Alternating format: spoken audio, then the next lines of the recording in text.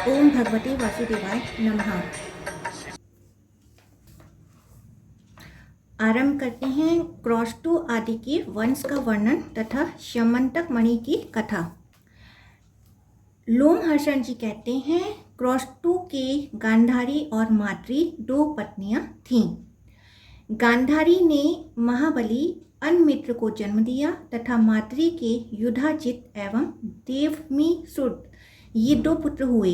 इन तीनों का वंश पृथक पृथक चला, जो वृष्णि कुल की वृद्धि करने वाला था। माद्री के दो पुत्र सुने जाते हैं, वृष्णि तथा अंधक।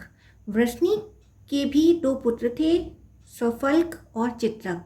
स्वफल्क बड़े धर्मात्मा थे, वे जहाँ रहते वहाँ रोग का भय नहीं होता तथा वहाँ अवृष्टि कभी नहीं होती थी। एक बार काशी नरेश राज्य में पूरे 3 वर्षों तक इंद्र ने वर्षा नहीं की। तब उन्होंने स्वफल्क को बुलवाया और उनका बड़ा आदर सत्कार किया। स्वफल्क के वहां पहुंचते ही इंद्र ने वृष्टि आरंभ कर दी। काशी राज के एक कन्या थी जिसका नाम गांधनी रखा गया था। वह प्रतिदिन ब्राह्मण को एक गौ दान किया करती थी, इसलिए उनका ऐसा नाम पड़ा था। वह स्वफल्क को पत्नी रूप में प्राप्त हुई और उसके गर्भ से अक्रूर का जन्म हुआ, जो दानी, यज्ञकर्ता, वीर, शास्त्रज्ञ, अतिथि प्रेमी तथा अधिक दक्षिणा देने वाले थे। इनके अतिरिक्त उपमधु, मृदु, मैदुर, अरिमेजय, अविच्छित, आक्षेप, शत्रुघ्न, अरिमर्दन, धर्मधरक, यतिधर्मा, धर्मोच्चा, अंधकरु, अवाह तथा प्रतिवाह नामक पुत्र एवं वारंगना नाम की सुंदर कन्या हुई। अक्रूर के उग्रसेन कन्या सुगात्री के गर्भ से प्रसेन और उपदेव नामक 2 पुत्र हुए, जो देवताओं के समान कांतिमान थे। चित्रक के प्रथु, विप्रथु, अश्वग्रीव, अश्वबाहु, स्वपार्श्वक, गवेषण, अरिष्टनेमि, अश्व, सुधर्मा, धर्मव्रत, सुबाहु तथा बहुबाहु नामक पुत्र एवं श्रविष्ठा और श्रवणा नाम की 2 कन्याएं हुईं। देवमीसुत ने अशक्ति नाम की पत्नी के गर्भ से सूर नामक पुत्र उत्पन्न किया। सूर से रानी भोज्या के गर्भ से 10 पुत्र उत्पन्न हुए। उनमें सबसे पहले महाबाहु वसुदेव उत्पन्न हुए, जिन्हें आनक दुदंभी भी कहते हैं। उनके जन्म लेने के बाद देवलोक में दुदंबियां बजी थीं और आनकों, मृदंगों की गंभीर ध्वनि हुई थी, इसलिए उनका नाम आनक दुदंबी पड़ गया था। उनके जन्म काल में फूलों की वर्षा भी हुई थी। समस्त मानव लोक में उनके समान रूपवान दूसरा कोई नहीं था। नरश्रेष्ठ वसुदेव की कांति चंद्रमा के समान थी। वसुदेव के बाद क्रमशः देवभाग, देवश्रवा, अनाधृष्टि, कण्वक, वत्सवान, गृंजम, श्याम, समीक और गंडूस उत्पन्न हुए। सूर्य के 5 सुंदर कन्याएं भी हुईं, जिनके नाम इस प्रकार हैं, पृथुकीर्ति, प्रथा, श्रुतदेवा, श्रुतश्रवा तथा राजाधि देवी। ये 5 वीर पुत्रों की जननी हुई। वृष्णि के छोटे पुत्र अनामित्र से सिनी का जन्म हुआ। सिनी के पुत्र सत्यक हुए। सत्यक से सात्यक उत्पन्न हुए, जिनका दूसरा नाम युयुधान था। देवभाग के पुत्र महाभाग उद्धव हुए। गंडूस के कोई पुत्र नहीं था, अतः विश्वसैनी ने उन्हें अनेक पुत्र दिए। उनके नाम इस प्रकार हैं, चारुदेशन, सुदेशन तथा सर्वलक्षण संपन्न, पांचाल आदि। उन सब में छोटे थे महाबाहु रौक्मिदेय, जो युद्ध में कभी पीछे नहीं हटते थे। कण्वक के 2 पुत्र हुए, तंत्रिज और तंत्रीपाल। ग्रंजम के भी 2 पुत्र थे, वीरु तथा अश्वहनु। श्याम के पुत्र समीक थे, समीक के राजा हुए। उन्होंने राजसूय यज्ञ किया था। उनके पुत्र अजातशत्रु हुए। अब वसुदेव के वीर पुत्रों का वर्णन करूंगा। वृष्णि वंश की अनेक शाखाएं हैं, जो उसका स्मरण करता है उसे कभी अनर्थ की प्राप्ति नहीं होती। वसुदेव जी के 14 सुंदर पत्नियां थीं। पूर्व वंश की कन्या रोहिणी, मदिरादि, वैशाखी, भद्रा, सुनावरी, सहदेवा, शांति देवी, श्रीदेवी, देवरक्षिता, वृकदेवी, उपदेवी तथा देवकी, ये 12 तो राजकुमारियां थीं और सुतनु तथा बड़वा ये 2 दासियां थीं। ज्येष्ठ पत्नी रोहिणी ने, जो राहिलिक की पुत्री थी, वसुदेव जी से ज्येष्ठ पुत्र के रूप में बलराम जी को प्राप्त किया। तत्पश्चात उनके गर्भ से शरण्य, सठ, दुर्दम, दमन, शुभ्र, पिंडराक और उसीनन नामक पुत्र तथा चित्रा नाम की कन्या हुई। इस प्रकार रोहिणी की 9 संतानें थीं। चित्रा ही आगे चलकर सुभद्रा के नाम से विख्यात हुई। वसुदेव के देवकी के गर्भ से महायशस्वी भगवान श्री कृष्ण अवतीर्ण हुए। बलराम के रेवती के गर्भ से निषठ उत्पन्न हुए, जो माता पिता बड़े लाडले थे। सुभद्रा के अर्जुन के संबंध से महारथी अभिमन्यु उत्पन्न हुए। वसुदेव जी की परम सौभाग्यशाली 7 पत्नियां जो पुत्र उत्पन्न हुए, उनके नाम बतलाता हूँ, सुनो। शांति देवा के भोज और विजय, सुनामा के वृगदेव, गद तथा त्रिगर्त राजकन्या वृग देवी के महात्मा अगावह नामक पुत्र हुए। क्रोष्टो के एक और पुत्र महायशस्वी व्रजी नीवान हुए। उनके पुत्र स्वाही थे। स्वाही के पुत्र राजा उर्सड्रु हुए, जिन्होंने प्रचुर दक्षिणा वाली अनेक महायज्ञों का अनुष्ठान किया था। उस लोगों के पुत्र चित्ररथ हुए। चित्ररथ के ससबिंदु, ससबिंदु के पृथुश्रवा के अंतर के सुयज्ञ तथा सुयज्ञ के उसत हुए। उसत का अपने धर्म के प्रति बड़ा आदर था। उसत के पुत्र सिनियु, सिनियु के मरुत, मरुत के कंबल बहिर्षि के रुक्म कवच के परिचित तथा परिचित के 5 पुत्र हुए। रुक्मेशु, पृथुरुक्म, जामग, पालित तथा हरि। पालित और हरि को पिता ने विदेह प्रांत की रक्षा में नियुक्त कर दिया। रुक्मेशु पृथु रुक्म की सहायता से राजा हुए। इन दोनों भाइयों ने राजा जामग को घर से निकाल दिया। तब वे वन में आश्रम बनाकर रहने लगे। उस समय शांतिपरायण राजा को ब्राह्मणों ने बहुत कुछ समझाया। तब वे धनुष लेकर रथ पर आरूढ़ हो दूसरे देश में गए। अकेले ही नर्मदा के तट पर जाकर उन्होंने मेखला, मृतिकावती तथा रच्छवान पर्वत को जीतकर सुक्तिमती नगरी में निवास किया। जामग की पत्नी सैव्या थी, जो पतिव्रता होने के साथ ही बड़ी प्रबल थी। यद्यपि राजा को कोई पुत्र नहीं था, तथापि उन्होंने पत्नी के भय से दूसरी स्त्री से विवाह नहीं किया। एक बार किसी युद्ध में विजयी होने पर उन्हें एक कन्या मिली। उसे रथ पर बैठी देख स्त्री ने पूछा, यह कौन है? तब वे डरकर बोले, यह तुम्हारी पुत्रवधू है। यह सुनकर रानी बोली, मेरे तो कोई पुत्र नहीं, फिर यह किसकी पत्नी होने से पुत्रवती हुई? यह सुनकर जामग ने कहा, तुम्हें जो पुत्र उत्पन्न होगा उसके लिए यह पत्नी प्रस्तुत की गई है। तत्पश्चात रानी सैव्या ने कठोर तपस्या करके एक विदर्भ नामक पुत्र उत्पन्न किया। उसका विवाह उक्त राजकन्या से हुआ। उनके गर्भ से कृत और कौशिक नामक पुत्र उत्पन्न हुए। वे दोनों बड़े ही सूर तथा युद्ध विशारद थे। उसके बाद विदर्भ के भीम नामक पुत्र हुआ। उसके पुत्र का नाम कुंती हुआ। कुंती से धृष्ट का जन्म हुआ, और जो संग्राम में धृष्ट और प्रतापी था। धृष्ट के आवंत, दरसह तथा विसहर नामक 3 पुत्र हुए, जो बड़े धर्मात्मा और सूरवीर थे। दरसहर के व्योमा और व्योमा के पुत्र जीमूत बतलाए जाते हैं। जीमूत के विकृति से भीमरथ, भीमरथ के नवरथ और नवरथ के पुत्र दशरथ हुए। दशरथ के पुत्र का नाम शकुनी था। शकुनी से करम्ब तथा करम्ब से देवराट का जन्म हुआ। देवराट के पुत्र देवछत्र तथा देवछत्र के महायशस्वी वृद्धछत्र हुए। वह देवकुमार समान कांतिमान थे। इनके सिवा मधुरवासी राजा मधु का भी जन्म हुआ, जो मधु वंश के प्रवर्तक थे। मधु के उनकी पत्नी वैदर्भी से नरश्रेष्ठ पुरुद्वान की उत्पत्ति हुई। मधु की दूसरी पत्नी इक्ष्वाकु वंश की कन्या थी। उससे सर्वगुण संपन्न सतवान हुए, जो सात्वत कुल की कीर्ति को बढ़ाने वाले थे। सतवान से सत्वगुण संपन्न कौशल्या ने भजमान, देवाव्रत, अंधक तथा वृष्णि नामक पुत्र उत्पन्न किए। उनके 4 कुल यहाँ विस्तार पूर्वक बतलाए गए हैं। भजमान की 2 स्त्रियां थीं। एक का नाम था ब्रह्मा कृसंजी और दूसरी का उपब्राह कृसंजी। उन दोनों के गर्भ से बहुत से पुत्र उत्पन्न हुए। क्रमी, क्रमण, धृष्ट, सूर तथा पुरंजय ये भजमान के ब्रह्मा कृसंजय से उत्पन्न हुए थे। अयुताजित, सहस्राजित, सताजित और दासक ये भजमान द्वारा उपबाह कृसंजय के गर्भ से उत्पन्न पुत्र थे। राजा देवाव्रत यज्ञ परायण रहते थे। उन्होंने सर्वगुण संपन्न पुत्र होने के उद्देश्य से भारी तपस्या की।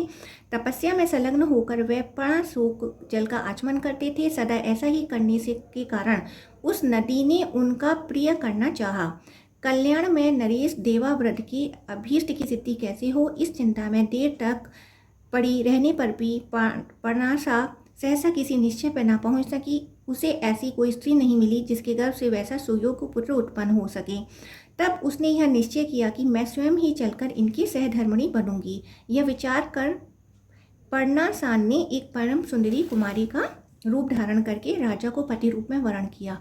राजा ने भी उसकी कामना की। तदंतर उन उद्वार बुद्धि नरेश ने उसमें एक तेजस्वी गर्भ की स्थापना की। तत्पश्चात 10वें महीने में पर्णासान ने देवाव्रत के सर्वगुण संपन्न पुत्र प्रभु को जन्म दिया। इस वंश के विषय में पुराणों के ज्ञाता देवाव्रत के गुणों का बखान करते हुए निम्नांकित प्रसिद्ध गाथा गान करते हैं। हम जैसे आगे देखते हैं वैसे ही दूर और निकट भी देखते हैं। हमारी दृष्टि में प्रभु सब मनुष्यों में श्रेष्ठ हैं और देवाव्रत तो देवताओं के तुल्य है। प्रभु और देवाव्रत के संपर्क में आकर 1074 मनुष्य अमरत्व को प्राप्त हो चुके हैं। प्रभु का वंशज बहुत बड़ा था। उसमें सबके सब यज्ञ प्राण, महादानी, बुद्धिमान, ब्राह्मण भक्त तथा सुदृढ़ आयु धारण करने वाले थे। मृतिकावती पुरी में भोजवंश के क्षत्रिय रहते थे। अंधक से काश्य की कन्याएं ने 4 पुत्र प्राप्त किए, कुकुर, भजमान, सशक और बलि प्रहिर्ष। कुकुर के पुत्र वृष्टि, वृष्टि के कपोत रोमा के तित्री, उसके पुनर्वसु, पुनर्वसु के अभिजीत तथा अभिजीत के आहुक एवं शाहुक नामक 2 जुड़वा पुत्र हुए। इनके विषय में ऐसी गाथा प्रसिद्ध है। आहुक किशोरावस्था के समान आकृति वाले थे। वे 80 कवच धारण किए हुए अपने श्वेत वर्ण वाले परिवार के साथ पहले यात्रा करते थे। जो भोजवंशी आहुक के दोनों ओर चलते थे उनमें से कोई ऐसा नहीं था जो पुत्रवान ना हो, 100 से कम दान करता हो, 1000 या 100 से कम आयु वाला हो, अशुद्ध कर्म करता हो अथवा यज्ञ न करता हो। भोजवंशी आहुक की पूर्व दिशा में 21,000 हाथी चलते थे जिन पर सोने चांदी के होदे कसे होते थे। उत्तर दिशा में भी उनकी उतनी ही संख्या होती थी। भोजवंशी प्रत्येक भूपाल की भुजा में धनुषी प्रत्यंजा के चिन्ह होते थे। अंधक वंशियों ने अपनी बहन आहुकी का विवाह अवंती नरेश से किया। अहुक के कास्या के गर्भ से देवक और उग्रसेन नामक 2 पुत्र हुए। देवक के 4 पुत्र थे, देववान, उपदेव, संदेव तथा देवरक्षक। इसके सिवा 7 कन्याएं भी थीं जिनका विवाह वसुदेव जी के साथ हुआ। इनके नाम इस प्रकार हैं: देवकी, शांतिदेवा, सुदेवा, देवरक्षिता, व्रगदेवी, उपदेवी और सुनामरी। उग्रसेन के 9 पुत्र थे जिनमें कंस बड़ा था। उससे छोटे न्यग्रोध, सुनामा, कंक, सुभूषण, राष्ट्रपाल, सुतनु, अनावृष्टि तथा पुष्टिमान थे। इनकी 5 बहिनें थीं: कंसा, कंसवती, सुतनु, राष्ट्रपाली तथा कंका। यहाँ तक कुकरवंशी उग्रसेन और उनकी संतानों का वर्णन हुआ। भजमान के पुत्र विदुरथ हुए जो रथियों में प्रधान थे। विदुरथ के सूरवीर राजाधिदेव हुए। राजाधिदेव के पुत्र बड़े पराक्रमी थे। उनके नाम इस प्रकार हैं: दत्त, अतिदत्त, सोणास्व, श्वेतवाहन, समी, दंडशर्मा, दंतशत्रु तथा शत्रुजित। इन सबकी 2 बहिनें थीं जो श्रवणा और श्रविष्ठा के नाम से विख्यात हुईं। समी के पुत्र प्रतिछत्र थे। प्रतिछत्र के पुत्र स्वयंभोज, स्वयंभोज से हृदीक हुए। हृदीक के बहुत से पुत्र हुए जो भयानक पराक्रम करने वाले थे। उनमें से कृतवर्मा सबसे ज्येष्ठ और सत्यधर्मा मध्यम था। शेष भाइयों के नाम इस प्रकार हैं: देवान, नरांत, भिषक, वैतरण, सुदांत, अतिदांत, निकास्य और कामदंबक। देवांत के पुत्र विद्वान कमल बहिर्ष हुए। उनके 2 पुत्र थे, असमौजा तथा तामसौजा। असमौजा के कोई पुत्र नहीं हुआ अतः उन्हें सुदृष्ट, सुचारु और कृष्ण ये पुत्र गोद में प्राप्त हुए। इस प्रकार अंधक वंशी क्षत्रियों का वर्णन किया गया। ऊपर कह आए हैं कि क्रौष्टु की 2 पत्नियां थीं, गांधारी और माद्री। गांधारी ने महाबली अन्मित्र को जन्म दिया और माद्री ने युधाजित को अन्मित्र के निग्र हुए। निग्र के 2 पुत्र थे, प्रसेन और सत्राजित। ये दोनों ही शत्रु सेना को परास्त करने वाले थे। भगवान सूर्य सत्राजित के प्राणों पम सखा थे। एक दिन रात्रि बीतने पर रथियों में श्रेष्ठ सत्राजित रथ पर आरूढ़ हो स्नान एवं सूर्योपस्थ स्थान करने के लिए जल के किनारे गए। वहां पहुंचकर जब वह सूर्योपस्थान करने लगे उस समय भगवान सूर्य तेजोमंडल से युक्त स्पष्ट दिखाई देने वाले रूप धारण करके उनके आगे प्रकट हो गए। तब राजा सत्राजित ने सामने खड़े हुए सूर्यदेव से कहा, प्रभु, आप जिसके द्वारा सदा संपूर्ण लोकों को प्रकाशित करते हैं वह मणि रत्न मुझे देने की कृपा करें। उनके यूं कहने पर भगवान भास्कर ने उन्हें दिव्य स्यमंतक मणि प्रदान की। सत्राजित ने उसे गले में पहनकर अपने नगर में प्रवेश किया। उन्हें देखकर सब लोग यूं कहते हुए दौड़ने लगे, यह देखो सूर्य जा रहा है। इस प्रकार नगर के लोगों को आश्चर्य में डालकर वे अंतपुर में पहुंचे। सत्यजित ने वह उत्तम मणि अपने छोटे भाई प्रसेनजित को दे दी, क्योंकि उसको वे बहुत प्यार करते थे। वह मणि अंधक वंशी यादवों के घर में सुवर्ण उत्पन्न करती थी। वह जहाँ रहती उसके निकटवर्ती जनपदों में मेघ समय पर वर्षा करता तथा किसी को रोग का भय नहीं रहता था। एक बार भगवान श्री कृष्ण ने प्रसेन के सम्मुख वह स्यमंतक नामक मणिरत्न लेने की इच्छा प्रकट की, किंतु उसे वह नहीं पा सके। समर्थ होने पर भी भगवान ने उसका बलपूर्वक अपहरण नहीं किया। एक दिन प्रसेन उस मणिरत्न से विभूषित हो वन में शिकार खेलने के लिए गए। वहां स्यामंतक के लिए ही एक सिंह के हाथ से मारे गए।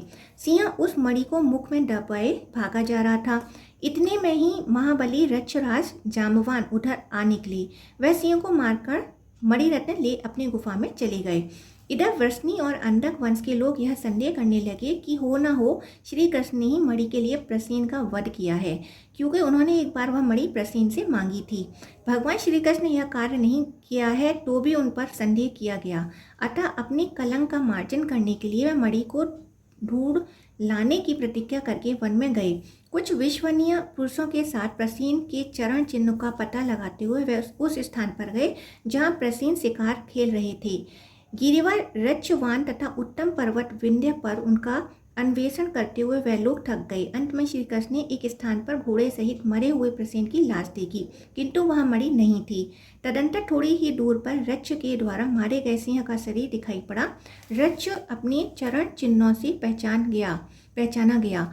उन्हीं चिन्हों के द्वारा भगवान श्री कृष्ण जाम्बवान की गुफा के द्वार पर पहुंचे। वहीं उन्हें बिल के भीतर से किसी ढाई की कही हुई यह वाणी सुनाई दी, मेरे सुकुमार बच्चे तू मत रो। सिंह ने प्रसेन को मारा और सिंह जाम्बवान के हाथ से मारा गया। अब यह स्यमंतक मणि तेरी ही है। यह आवाज़ सुनकर भगवान श्री कृष्ण ने उस गुफा के द्वार पर बलराम जी के साथ अन्य यादवों को बिठा दिया और स्वयं उन्होंने गुफा के भीतर प्रवेश किया। बिल के भीतर जाम्बवान दिखाई दिए। भगवान वासुदेव ने लगातार 21 दिनों तक उनके साथ बाहुयुद्ध किया। इस बीच में बलदेव आदि यादव द्वार का लौट गए और सबको श्री कृष्ण के मारे जाने की सूचना दे दी। इधर भगवान वासुदेव ने महाबली जाम्बवान को परास्त करके उनकी कन्या जामवंती को उन्हीं के अनुरोध से ग्रहण किया। साथ ही अपनी सफाई देने के लिए वह स्यमंतक मणि भी ले ली। तत्पश्चात रक्षराज की अभ्यर्थना करके वह बिल से निकले और विनीत सेवकों के साथ द्वारका में गए। वहां सब यादवों से भरी हुई सभा में श्री कृष्ण ने वह मणि सत्यजित को दे दी। इस प्रकार मिथ्या कलंक लगने पर भगवान श्री कृष्ण ने स्यमंतक मणि को ढूंढ निकाला और उसे देकर अपने ऊपर आए हुए कलंक का मार्जन किया। सत्यजित के 10 पत्नियां थीं। उनके गर्भ से उन्हें 100 पुत्र प्राप्त हुए, जिनमें से 3 अधिक प्रसिद्ध थे, भंगकार, वातपति और वसुमेध। सत्यजित के 3 कन्याएं भी थीं जो सब दिशाओं में विख्यात थीं, सत्यभामा, व्रतनी तथा प्रसवापिनी। इनमें सत्यभामा सबसे उत्तम थी। उसका विवाह पिता ने श्री कृष्ण के साथ कर दिया। जो भगवान श्री कृष्ण के इस मिथ्या कलंक का श्रवण करता है उसे मिथ्या कलंक कभी स्पर्श नहीं करते। श्री कृष्ण ने सत्यजित को जो स्यमंतक मणि दी थी उसका अक्रूर ने भोजवंशी सतधन्वा के द्वारा अपहरण करा दिया। महाबली सतधन्वा सत्यजित को मारकर वह मणि ले आया तथा अक्रूर को दे दी। अक्रूर ने उस उत्तम रत्न को लेते हुए सतधन्वा से प्रतिज्ञा करा ली कि मेरा नाम न बताना। पिता के मारे जाने पर मनस्वनी सत्यभामा दुख में आतुर होती और रथ पर आरूढ़ हो वाराणवत नगर में गईं। वहां अपने स्वामी श्री कृष्ण की सतधन्वा की सारी करतूत बतलाकर उनके पास खड़ी हो आंसू बहाने लगीं। तब भगवान श्री कृष्ण तुरंत ही द्वारका आ पहुंचे और अपने बड़े भाई बलराम जी से बोले, प्रभु, प्रसेन को तो सिंह ने मार डाला और सत्यजित को सतधन्वा ने। अब स्यमंतक मणि मेरे अधिकार में आने वाली है। अब मैं ही उसका उत्तराधिकारी हूँ, इसलिए शीघ्र ही इस रथ पर बैठिए और महारथी सतधन्वा को मारकर मणि छीन लीजिए। महाभाव, अब स्यमंतक हम लोगों का ही होगा। तदंतर सतधन्वा और श्री कृष्ण में घोर युद्ध हुआ। सतधन्वा सब और अक्रूर के आने के बाट देखते लगे। वह और भगवान श्री कृष्ण दोनों ही एक दूसरे पर कुपित हो रहे थे। जब अक्रूर ने साथ नहीं दिया तब सतधन्वा ने भयभीत हो भाग जाने का विचार किया। उसके पास हृदया नाम की एक घोड़ी थी जो 100 योजन चलती थी। वह उसी पर आरूढ़ हो श्री कृष्ण से युद्ध कर रहा था। 100 योजन का मार्ग वेग से तय करने के कारण वह घोड़ी थककर शिथिल हो गई। यह देख भगवान श्री कृष्ण ने बलराम जी से कहा, महाभाव आप यहीं खड़े रहें, मैंने उस घोड़ी की कमजोरी देख ली है। अब तो मैं पैदल ही जाकर मणिरत्न स्यमंतक को छीन लाऊंगा। यह कहकर भगवान पैदल ही सद्धनवा के पास गए और मिथिला के समीप उन्होंने उसका वध कर डाला, परंतु उसके पास स्यमंतक नहीं दिखाई दिया। महाबली सद्धनवा को मारकर जब श्री कृष्ण लौटे तब बलराम जी ने कहा, मणि मुझको दे दो। भगवान श्री कृष्ण ने उत्तर दिया, मणि नहीं मिली। कुछ दिनों बाद नरश्रेष्ठ अक्रूर अंधकवंशी वीरों के साथ द्वारका में लौट आए। भगवान श्री कृष्ण ने योग के द्वारा यह जान लिया कि मणि वास्तव में अक्रूर के ही पास है। तब उन्होंने सभा में बैठकर अक्रूर से कहा, आर्य, मणि श्रेष्ठ स्यमंतक आपके हाथ लग गया है, उसे मुझे दे दीजिए। उसकी प्रतीक्षा में मैं बहुत समय व्यतीत हो चुका है। संपूर्ण यादवों की सभा में श्री कृष्ण के यूं कहने पर महामती अक्रूर जी ने बिना किसी कष्ट के वह मणि दे दी। सरलता से उसकी प्राप्ति हो जाने पर भगवान श्री कृष्ण बहुत प्रसन्न हुए और उन्होंने वह मणि फिर अक्रूर को ही लौटा दी। भगवान श्री कृष्ण के हाथ से प्राप्त हुए मणिरत्न स्यमंतक को गले में पहनकर अक्रूर सूर्य की भांति प्रकाशित होने लगी। ओम भगवती वासुदेवाय नमः।